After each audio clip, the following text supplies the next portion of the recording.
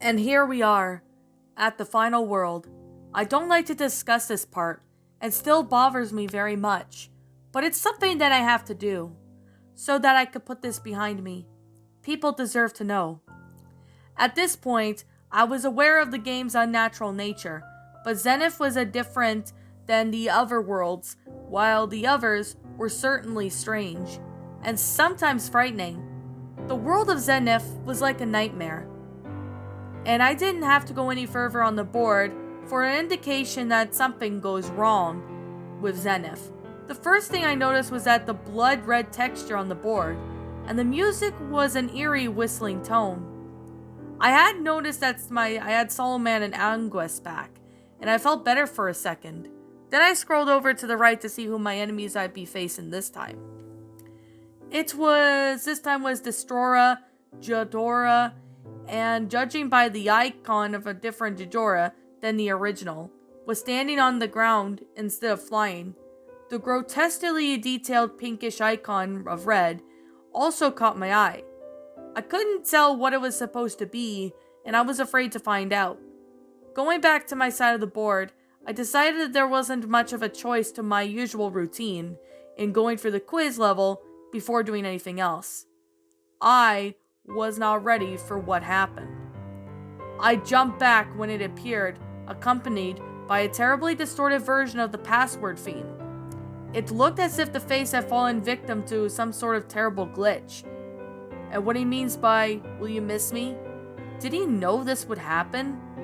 My thoughts were immediately stopped when I noticed the screen was glitching and seemingly falling apart while I was inactive, so I quickly rushed out. And when I got back to the board, I had somehow gained a new monster. I hadn't been asked if I wanted one. I tried to select it, and this happens. What the hell is going on? The game's behavior was scaring me, and I hadn't even started the new levels yet. I couldn't understand why I was randomly given a new character and then denied the use of it. But for the first time being here was a little that could be done, and I viewed the last TV screen. And no animation, no music, dead. Every instinct was telling me to stop playing, just to shut the game off. And something in the game itself might have been trying to warn me as of now how horrible the last world was. But then in every stretch, all the way, I was compelled to give up. But I couldn't just do that now. The last world besides, after taunting with the memories of Melissa, I have felt the game owed me some answers. I noticed that the first level had a red temple, so I would be familiar with the level's graphics, and if nothing else, I went in it with Godzilla, the monster I was most familiar with. Godzilla had been shrunk and the level scores meters had vanished, and the blue temple statue faces were back. The music was similar to the blue temple, also strange haunting vocalizations. I had tried my spirits up thinking, well, if this level is like Blue Temple, then it might be since there's no enemies to deal with. How wrong was I? After a short walk, all of the statues started glowing. I had a pack of the red beasts from the Shadow Labyrinth came charging into me. Since they were coming from the right of the screen, I had to fight my way through them. The battle was greatly tested my reflexes, but thanks to my speed, I plowed through the beasts. They gave off the health power-ups after dying, which helped me recover the damage that had been given to me. However, as I stood through the hallway of the statue's eyes glowed again, summoning another wave. It seemed to be the number of them, but I was less prepared this time and took more damage. I had gone through 4 of these waves until I reached the end of the hall, where the heat beam was the last of the monsters, sending the edge to the abyss. At first it seemed like I reached a dead end, but after the statue's eyes had stopped glowing, a brick path slowly appeared before me. I followed the path, which kept moving towards me, until it stopped the wall. Where I was supposed to go? Vertically by jumping up the ledges. Along the way I encountered new creatures, and some sort of strange new serene, which was a statue of a hell beast, and some creature I didn't even recognize. As I went through, I took the path downhill in the downward direction. I had to carefully aim my jumps to avoid the enemies. They were painful for this part of the stage, but they didn't have that many attacks. But they could easily shove you off the edge of the platform. At the end of this tunnel, there were small platforms floating above nothingness. I landed on the one towards the screen, and then something came down above. It looked like the Blue Angel from the graveyard, except now it was red and it had a skull face. Any of this unpleasant feelings I had from the Blue Angel were not present with this red one, and as it was hoovered around, its eye sockets started glowing just like the statues, summoning the monsters to attack me. Surely this wasn't the same benevolent being I encountered before. This must be some kind of imposture. The battle was nerve-wracking, as I started off with nearly half of my health and had to deal with multiple opponents, as well as the great threat of gravity. To make things even worse, as the Red Angel took damage, some of the panels fell, and only 3 remained. But my luck had not ran out just yet. Just when I thought it was over, I struck the Red Angel one more time, and it turned into that one hit was all it could take. Just as that, Red Angel had completely disintegrated, and the game instantly went back to the Zenith board. I moved Mothra over to the nearest stage, the Red Temple, which it seemed to be a garbled mess of letters, spelling kill and playing. As suspected, all the levels' graphics made the jumbled letters, and Mothra, just like Godzilla, was shrunk to half the size. Began to suspect all of Zenith levels would be like this.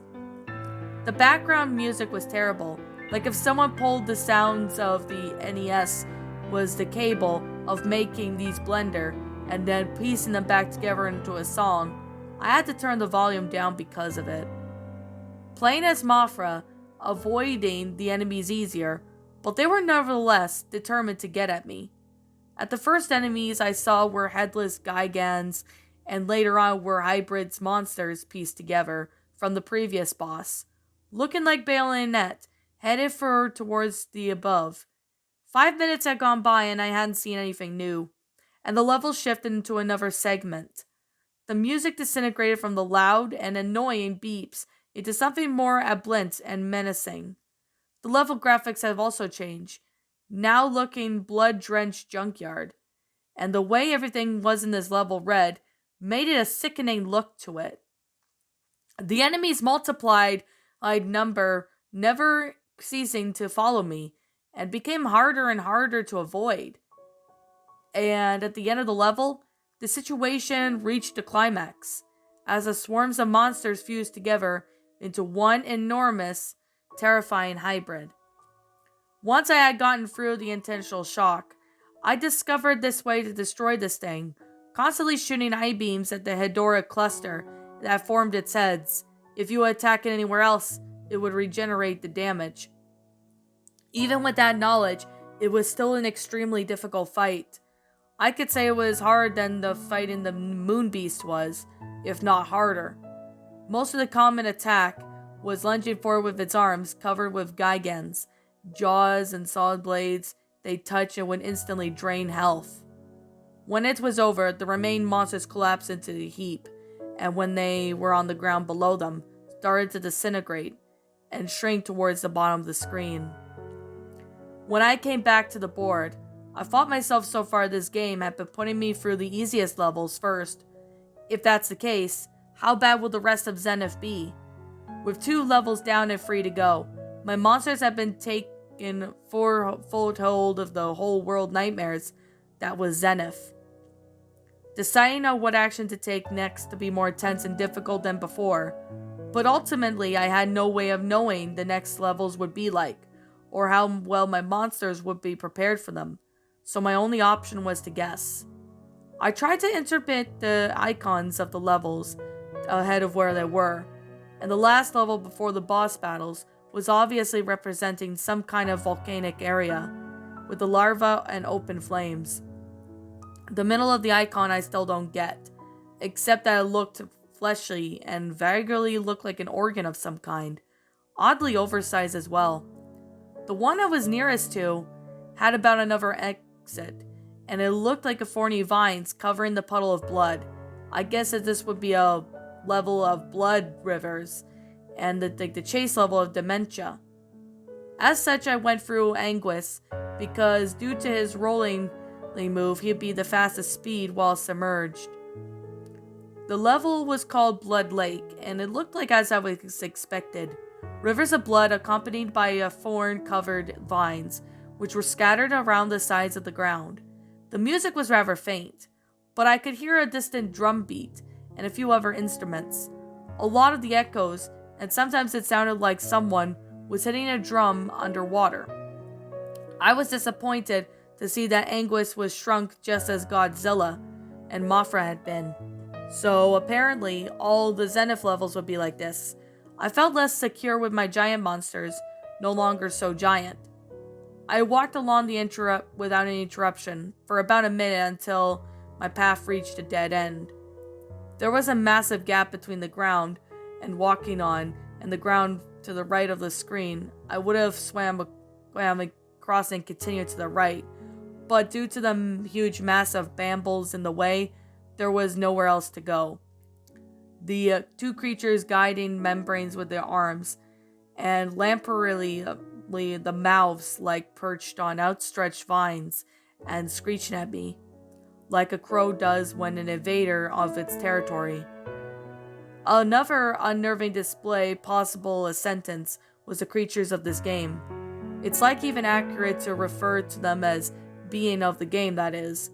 I descended into the blood, slowly sinking to the floor. Aquamantic enemies were everywhere, and they were hard to avoid. The black shark in particular was very aggressive and hard to deal with, but thankfully I only encountered one. As the scene became more and more crowded, I swam up to the surface to find that it was littered with floating corpses. Creepy, but at least they're not a threat, or so that I thought. Until then, they sprung to life and leapt on me, and they were trying to pull me under. They were trying to drain my health as they did it. They all attacked as a group, and when they all got off of me, another one would jump on from behind, and I had to curl up into the ball just to loosen their grip. And when they did, I quickly retreated. It wasn't long before I had reached yet another land path, and another note regarding the bamboos. You could stand on them, but it causes you pain, and you would have to destroy some vines. But only the thinner ones, I had to destroy multiple vines, as well as dealing with more enemies. I was interrupted by this screen. The screen was only up for about 30 seconds. When it went back to the level, I was facing another dead end, and a pregnant humanoid creature was being hung from the top of the screen by a spine or umbilical cord. Instantly, the creature's belly was split open from the inside, and as the lower part of the body was ripped apart and fell below to the river, the Blood Lake's boss was revealed. It came flying towards me, making a shrill hacking scream. I was forced to move back. The bat was honestly a multiple boss. It was fast and hard to hit, but I moved along back to the ground as the monster opened its mouth and shot out a barrage of needles. I jumped over them and managed to give it a blow to the head. It started flying out of reach. As it was flying, it shot a stream from its sockets and began to try hit me with its flames. I rolled along the ground, which had drained my power, but it was at equal speed.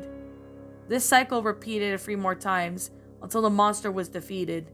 With most of my health drained, I went back to the edge of the board, and a large bamboo of vine blocking the exit was now gone. Now only 2 levels left to go. Who do I send this time? Godzilla, Mothra, and Anguis had all completed 1 level, leaving Solomon, and also the mysterious 5th monster. I tried again to access it, but with no luck, I chose Godzilla again for the level, and Solomon for the final level. The last one to respawn I referred to as the organic level, which was most visually unpleasant of them all. Right from below, I could see that the graphics were at freakishly different. The atmosphere was gruesome and foreboding. With the addition of the loud droning music, I was dreading that I would see them in the levels, and it was only a few seconds before something appeared. Two hideous things. It's hard to describe most of the level. Everything in this disturbing semi-real look to it. Most of the enemies look halfway real animals, and mishappened lumps of gore with their teeth. It's also worth noting that all of them considerably larger than Godzilla, although the major were all not very intelligent of them to look around 30 hits to kill. Due to this, it was a better idea to run away from them than to fight them, but it was never very clear exactly what direction had to run to. While most of the levels involved going through the right to get to the exit, the path of this level was primarily going to be going down by walking to the edge of one platform and jumping down to the lower one. There was no way to make sure you were going the right way, nor have any apparent means of getting back up to the higher platforms, if necessary. Also, the certain enemies acted as if they were where you had to jump down. They would stare at the top of the edge of the lower platform waiting for you. When this happened, I would have to walk back and wait for the monster to leave. As this went on, came across platforms and attacked above each other one, with little space in between. Looking like a maze, this was meant that I couldn't jump, and made an escape enemies very difficult. Thankfully, the only enemies were able to fit through the mazes were the four-legged beast, and at the beginning of the level. Adding more difficulty were long tapeworm grotesque monsters that would rise themselves up between the platforms and trap you. They only attack when they respond that who has had heat beam, so that would cause them to shrink back down, but it was costing even more power, and I couldn't afford without the heat beam for so long. While trying to find and avoid the abominations in the dwell of the level, I found out that if you could stand and idle for one place too long, the ground tries to absorb your monster. I think it was like that for 4 minutes until the end of the level, where it was making me physically sick. The attention was getting to me. Having to take all these disgusting sights made me want to puke. I nearly did, so I paused the game to beg, but I was able to hold it in. I also found a trick at the end of the level, although it was too late for me any real good. If two different monsters of the same species run into each other, face to face, they would fight each other and leave me alone. This didn't intentionally cause this, it just happened. Finally, at the end, it was time for another boss fight, and it was certainly ugly, but not quite as horrific as I feared it would be. But more important than dealing with its appearance was defeating it. And since I had less than my health bar to start with, there was no room for errors. It was attached to the floor when I first saw it, but after it detaches from the floor, it begins floating. It moved fast like the other blood legs in the boss, but he wasn't impeded by any sort of gravity. It was able to fly through the ground without any collision effect. It causes this to its advantage, and it would float underneath the ground and then sprint up randomly to bite at you. But it stopped doing that after a few aimed kicks to the face. The pig area on its jaw was a weak point, and many hits would cause it to spasm uncontrollably. The new strategy was to rapidly flow up and down, while moving back and forth across the stage, trying to consistently keep its jaws aimed towards me. Health was getting critical at this point, and I spammed the heat beam, which it had no to defense. In the last stretch of the battle, the monster lost its mind and rapidly rushed back and forth, gashing its jaws. I had to duck under it, and then strike it when its back turned. 20 more hits, and it was destroyed. One last level to go. It was then I went down to the last level. I didn't hesitate. I select Solomon as I entered, perhaps a little too fast. This was the last level, was definitely a peak of disconnection between what the NES was graphically capable of. and what the game could create. The music also caught my attention. It was one of those songs that appeared more than once, horribly screeching from when the Hell Beast appeared in the graveyard. As soon as I had started, there was already an enemy appeared to attack, a centaur wielding a whip, and it was alone. When it started fighting, several more centaurs appeared, coming from both sides of the screen at the same time. It was too much to handle. Solomon's fight had saved me from taking too much damage at the start level. The centaurs followed after, but it seemed unable to jump. After escaping the centaurs, I noticed a gasp on the gaps of the ground, and while trying to jump around to avoid the sword-mouthed enemies in mid-fight, I got close to the surface of the lava, and the creature emerged and tried to grab me, but I didn't succeed, but I was startled. Carefully and maneuvering would be needed to avoid instant death from there. As the new monsters appeared, the level became soon very difficult. A lot of the trouble came from stockily red demons that stood on top of the tall, narrow mountains that spewed fire. I got hit by them while waiting for their back to be turned, and hitting them with a flying kick, which had made them fall to the lava.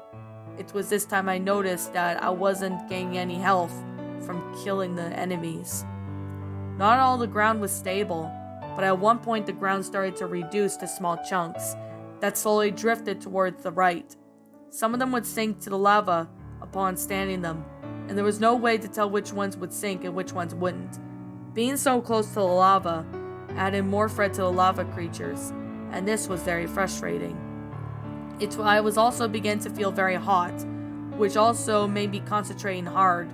If you ever hadn't had that heat rash, it felt similar to that, but periodically stopped for water because of it. This was most certainly due to the game, and not by imagination. I kept pushing through that at the back of my head. I didn't want to think about it. At the end of the stage, I encountered the boss rising from the lava.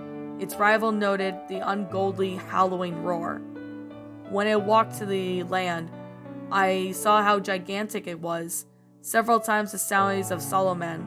I was just about to fly up and attack it, when it opened its mouth and let out a huge blast of fire. I had to fly to dodge the enemies, and when it gets close enough, the boss fired a height beam at its face, causing it to stumble backwards. If it didn't stumble backwards, it would have kept moving until it was forced Solomon into the lava, and there was no more ground within the reach. The beast had to wait between us and its breath, and it seemed to cost a great deal of energy. I used this time to attack it, but the fire wasn't its only weapon, and I had to be wary of the monster swatting at me with its clawed hands. Its health decreased, and it moved faster, and the battle it felt like a tug of war between the two monsters over this bridge of land. After this for about 40 hits, it was defeated, tumbling backwards towards the lava where it came, and then the final stage had been completed. At last it was down to 2 bosses, and the final encounter with the Hell Beast. For some reason I thought Ghidorah would be easier to beat from when I confronted him first. The classic Ghidorah battle music started originally up, as well as facing again the new King Ghidorah. King Ghidorah was powerful and unrelenting as ever. He instantly lashed out with gravity beams, which did more damaging to Godzilla's heat beam. It became a struggle of constantly beating Ghidorah at every opportunity to keep him from using the attack. But Ghidorah soon saw this through my tactic and started using physical attacks as well. He would strike with each of his necks, knocking me backwards, making it impossible to get closer enough to punch him. But I had an idea. I had to wait for him to lunge out with one of his heads and immediately blast it with the heat beam. It worked to my surprising advantage. The heat beam had accidentally obliterated Ghidorah's middle head, and it was only a few seconds before I realized that this would lead to. And sure enough, King Ghidorah was now using the power of the glitch to transform into a Mecha King Ghidorah. But it was the only thing that shocked me, was the sudden change with music. I had heard it before, but it wasn't from the original NES game. It was from the Super Godzilla during the Mecha King and Ghidorah fight. Mecha King Ghidorah's first attack was the most deadly. When the machine hand, very similar to Gigi and Saw, it mobilizes the monster and rapidly drains the health bar. Fortunately, before Ghidorah could do a lot of damage, the timer had ran out. I would need to defeat the Mecha King Ghidorah quickly to prevent him from using the machine hand, so I sent Solomon to fight him, and the two monsters were evenly matched in strength. But Solomon was faster in slashing the heat beam without pause. The cyborg monsters soon met the end. With Ghidorah defeated, I was then returned to the board, now outnumbered with the enemies by 4 monsters gone, 1 victory claimed to be soon at hand. The base of the monster had also changed to a blood red color, and I could feel the hatred demanding from it. I started off by fighting a Destroyer with Anguis, and the music was just the same as Ghidorah's when the fight began. Destroyer was another microscopic form.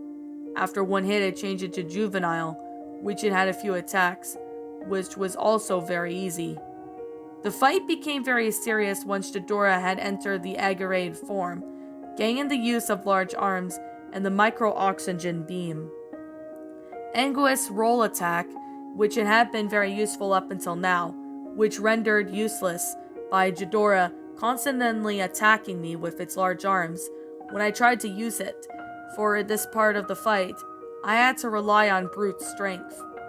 Just before the time ran out, Destroyer had changed into its flying form, which Anguis was still ill-suited to fight against it.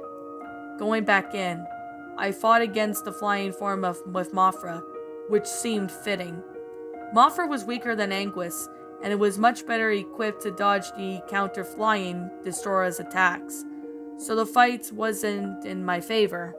However, the Mecha Ghidorah fight music started playing, and Destroyer turns into its final form. Sooner than expected, would drastically turn into tables. Mothra's attacks were doing very little to stop Ghidorah, and I had to move furiously around to avoid damage while waiting for the timer to run out. Even though it would be easier or impossible to beat Ghidorah with Mothra, I had 3 other monsters. Final form of Ghidorah was resistant to taking damage, with the heavily armored foe could not be defeated without a long fight. In the last part of the fight, I wasn't using much of a strategy, just attack as brutally as fast as I could. One of its health bars, the last bar, Ghidorah used 1 in counterattack, a beam of energy from its chest. I don't know how powerful it would have been, just because before it could fire, I punched Ghidorah in the chest cavity, destroying him. And then that was it. The last Kuju boss was gone. In the midst of excitement, I had briefly forgotten that there was still one thing to do before the game would be over. Seeing the icon that hit me like a ton of bricks, I froze for minutes. I had come this far to get to the point, but I was terrified. I really did not want to know what the last encounter was going to be like. Before I could let myself think about this any longer, I moved Godzilla and began the stage. You're here now. This is the end. Just one last thing and then it's all over. And then this is where the screen changed into nothing. Just Godzilla in the black screen. I walked back and forth, fired a heat beam. Nothing happened until I heard something. The faint sound of a familiar drum beat.